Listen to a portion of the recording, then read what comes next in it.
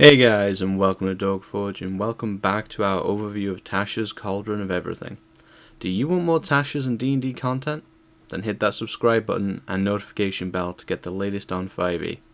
But now it's time to climb aboard this magic carpet as we show you a whole new world with the Genie Warlock Patron. Now, tortured Aladdin reference aside, let's get straight into it. So, we have our little bit of fluff at the top. You have made a pact with one of the rarest kinds of genie, a noble genie. Such entities rule vast fiefs on the elemental planes and have great influence over lesser genies and elemental creatures. Now, noble genies are varied in their motivations, but the most arrogant and wield power that rivals that of lesser deities. They delight in turning the table on mortals, who often bind genies into servitude and readily enter into pacts that expand their reach. Now, you get to choose what kind of genie your patron is, or there is a table with a D4 option built into it if you want to randomly decide. This is not just flavor, this does actually have a mechanical impact based on the types of spells and damage type you do. So you can be a Dao or an Earth Genie. I think you pronounce that Genie, which is an Air Genie, or Genie. An Ifriti, which is fire, or a Myriad, which is water. And here we have a nice full spread of a Warlock Pact of the Chain Genie smashing into a Cyclops with a spell. Now the Genie does get a damage enhancing option, which is why we're seeing her blasting away. So first of all, we're going to hit the expanded spell list. Now of course for Warlocks you don't automatically get these, but it does allow you to choose from them in addition to what you normally get as a Warlock. Now for the Genie, we get a set amount of spells normally, and then additional spells based on what type of Genie you are. So going through the just generic Genie spells first, for our first spell slot level we get Detect Evil and Good. For second level spells, Phantasmal Force. For third level we get Create Food and Water. Fourth level, Phantasmal Killer. Fifth, Creation. And in an unprecedented but highly thematic move, we get a ninth level option for our Mystic Arcanum, as this Warlock gets Wish. Now that is a pretty huge change.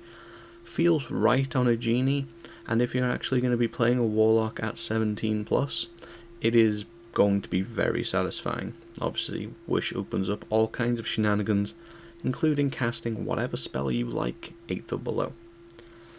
Now, if you're a Dao, then you're going to get as a first level spell Sanctuary, second Spike Growth, third level is Meld into Stone, fourth is Stone Shape, and fifth Wall of Stone.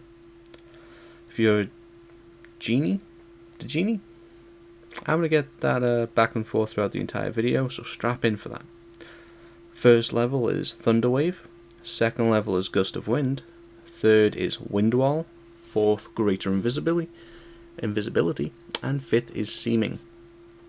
If you're an Afridi, you're going to get Burning Hands, Scorching Ray, Fireball, Fire Shield, and Flame Strike. Pretty good array, so if you want to be primarily blasting, and Afridi looks like the way to go so far. For Myriad, you're going to get Fog Cloud, Blur, Sleet Storm, Control Water, and Cone of Cold. So primarily in the first to third level range, you're going to get mostly vision distortion for that Air Genie. Now, our next first level feature is Genies Vessel.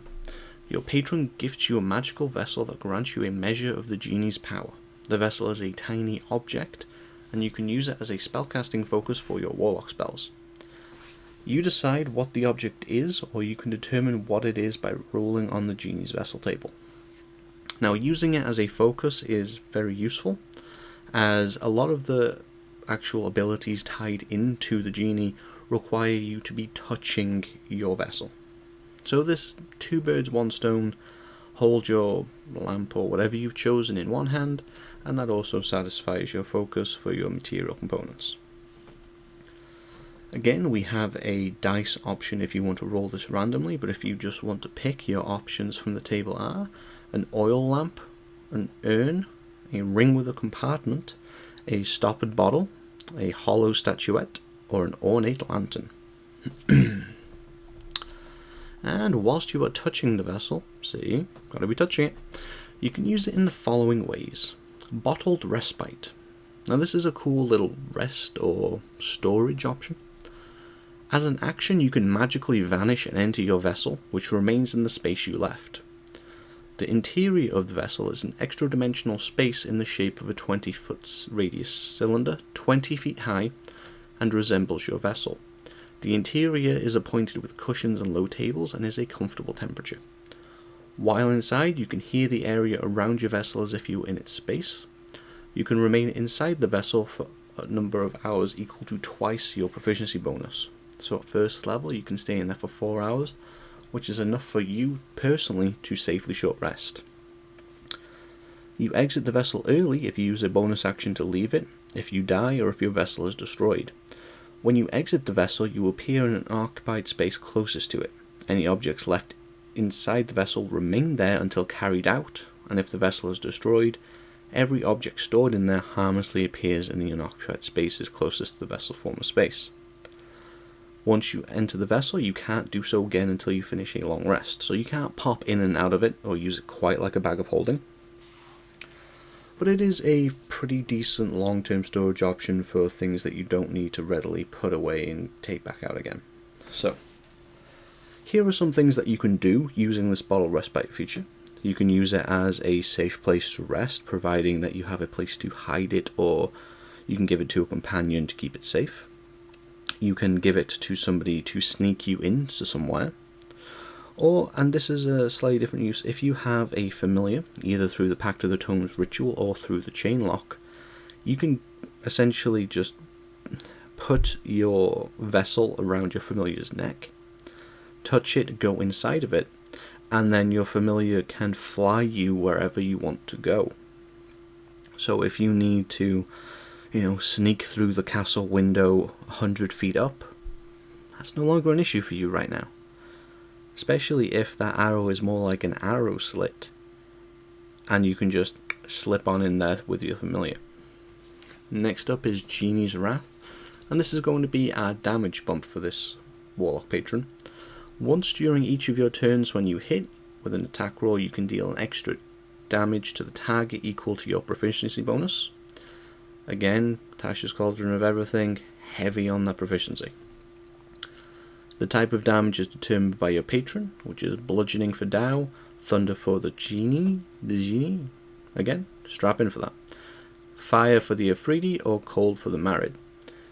The vessel's AC and equals your spell save DC, and its hit points equal your Warlock level plus your proficiency bonus. And it is immune to poison and psychic damage. If it's destroyed or you lose it, you can perform a 1-hour ceremony to receive a replacement from your patron. This ceremony can be performed during a short or long rest, and the previous vessel is destroyed if it still exists.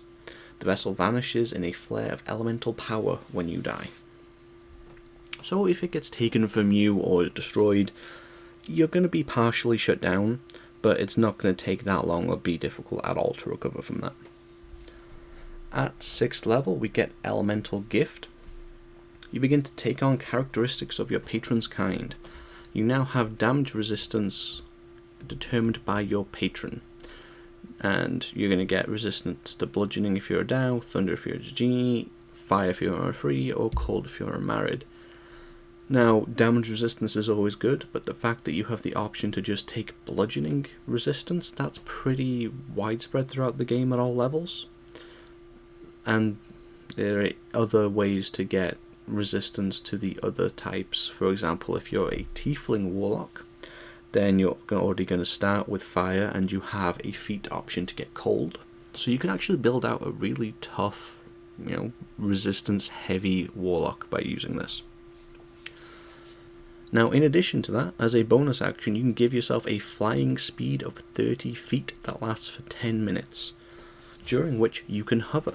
That's another thing about this book, it introduces hover a lot, where we don't typically see that with fly abilities. You can use this bonus action a number of times equal to your proficiency bonus, and you regain all expended uses when you finish your short rest. So when you get this ability, you can use it 3 times per day as you get at 6th level. And that's quite a lot. That 3 times a day is enough to feel like you can fly when you need to. You know, it's 10 minutes. There's also that reasonable expectation that if you have an idea that combat is coming, with a duration of 10 minutes, you can actually pre-activate this ability a reasonable amount of the time, so that you can be flying for free, quote unquote, without needing concentration or burning one of your Warlock spells. That's pretty sweet. Level 10, Sanctuary Vessel. When you enter your Genies Vessel via the Bottle Rest Pack feature, you can now choose up to 5 willing creatures that you can see within 30 feet of you, and the chosen creatures are drawn into the vessel with you. Now, at this point, this is basically becoming more like a, in my opinion, some ways a better tiny hut. Yes, the vessel is going to be left wherever you go into it, but there's a lot of benefits coming. As a bonus action, you can eject any number of creatures from the vessel, and everyone is ejected if you leave or die if the vessel is destroyed. You could also use this to abduct a target of interest for information and sneak them out of where they were. But more on resting. In addition, anyone, including you, who remains inside the vessel for 10 minutes gains the benefit of finishing a short rest. And anyone can add your proficiency bonus to the number of hit points they regain if they spend any hit dice as part of the short rest there. So this feature is kind of like Tiny Hut and Catnap had a baby and it was a bard and got a Song of Rest. It's a really great kind of supporting feature, and it has other uses with being able to, you know, abduct people and bring them in where you essentially have control. At 14th level, they get another pretty amazing ability with Limited Wish. You entreat your patron to grant you a small wish. As an action, you can speak your desire to your Genie's Vessel, requesting the effect of one spell that is 6th level or lower and has a casting time of 1 action. The spell can be from any class's list, and you don't need to meet the requirements in that spell, including costly components. The spell simply takes effect as part of this action.